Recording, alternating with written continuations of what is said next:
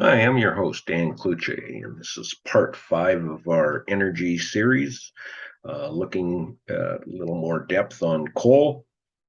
And what we see in this cartoon is two old, tired coal miners, and the one said that canary's not looking so good. And the other miner replies, "Don't worry, they're not protected under any legislation." Wow. It seems to me that that is really all too common these days in really understanding what is for our own good. Lots of confusion there. And so what we end up seeing is that if we go back to 1965, US coal use went up some, European use dropped some, but anything that was an improvement in that really got mopped up and reversed by Chinese use of coal because it has no intermittency, it's very low cost, it serves thermal needs as well as electrical needs, as we'll show. And so there's a further chart of global usage since 1990 and by who. And so, no surprise, what we see is of coal plants in operation. China's far and away larger than anyone else with 987. That's pretty much double US use of plants, who in recent years have actually shut down about 85 plants. And China is by no means done, as this Financial Times report showed that they have 121 plants under construction. And we can assume they're anticipating using those plants 30 to 50 years. That would kind of be the norm. So, what we end up seeing is that from a CO2 emission standpoint, no matter any reduction that has been adopted by other countries of the world, China's usage has meant that it's really not likely or feasible that CO2 emissions are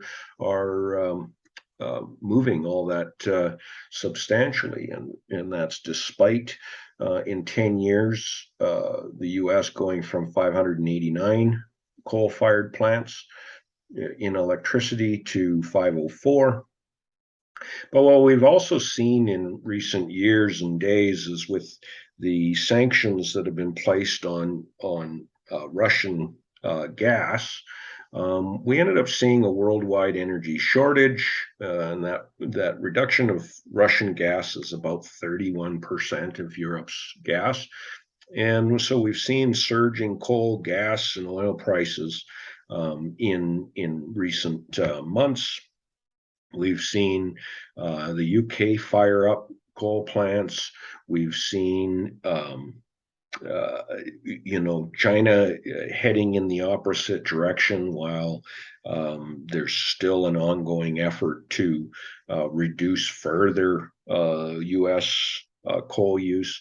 And so lots of surging prices in coal is very evident, such that the few remaining coal miners in the US have really been in a sold out inventory position of late.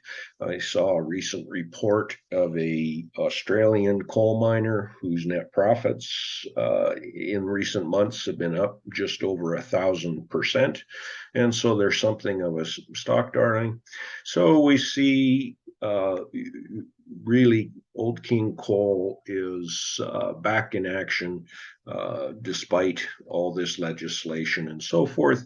But we also see that coal hasn't been diminished in thermal uses for things like smelting steel. What else would you use? And in electricity production worldwide, as this chart shows, there's been some couple of slowdowns here and there, particularly with the massive lockdown that we saw with the pandemic. That saw this drop in this period, but the trend has been on a worldwide basis. While there's geographies that have legislation causing them not to use coal, the fact is anything that they're not using is being used elsewhere, as we say. So, we really have to look at the Paris Climate Accord and say, well, is it feasible that we're going to see a 13% drop of coal use every year to be able to meet this Paris Climate Accord numbers and breach this, change this all around,